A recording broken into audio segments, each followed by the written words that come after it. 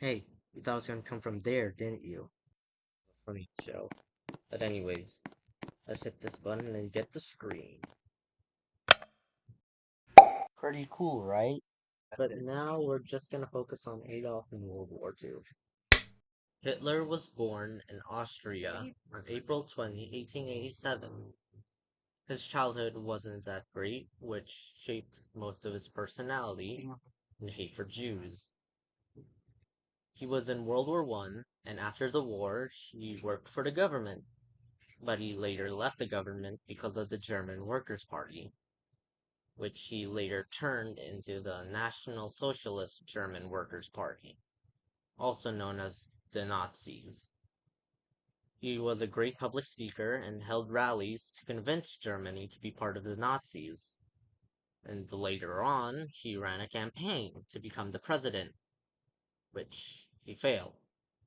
But he persuaded the president who won to turn him into the chancellor, which he then made up lies to give himself special powers for 4 years to turn himself into the president, and then the Fuhrer. And now it's time for the main event, World War II.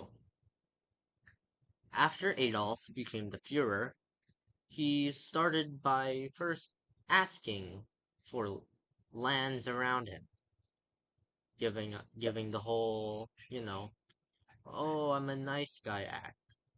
But then he got greedy and escalated into violence and started taking land by force because he wanted to. Later in the timeline, later in World War II, he invaded Poland and shared it with the Soviet Union through a pact that also divided the world with Italy and Japan. He later blitzed Europe and then bombed Britain. Mussolini, who was the dictator of Italy, tried to capture Greece and North of Africa to, you know, like Hitler, get more land, but failed and had to be rescued by Hitler. Hitler then tried to invade the Soviet Union, in which he was almost successful until the weather started to go bad, and then his army had to fall back. Then the Japanese made their move by attacking Pearl Harbor to stop the US from interfering with them in the Pacific. But bombing Pearl Harbor made the US mad, which made them attack the Japanese, in which they won the wars in the Pacific, stopping the Japanese. Now, during that time, Germany was still fighting, but Hitler kinda got greedy and wanted to capture Stalingrad to rub it all in Stalin's face. Like, oh, I got your capital city and all that. But he wasn't able to.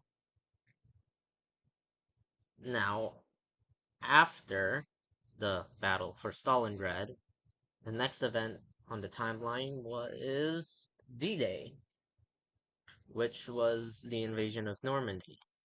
And it was successful. And after Normandy, they went forward into Germany and fought in the Battle of the Bulge, which was in the Ardennes Forest. I don't know how to pronounce it, but they fought in it and they won that as well.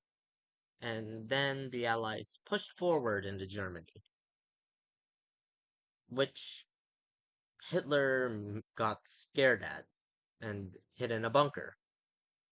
And in that bunker, he was still giving commands, but he was giving some crazy ones as well, like bombing Berlin.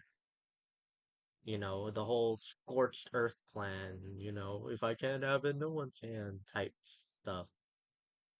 But after many, many days, He killed himself and his wife after their marriage.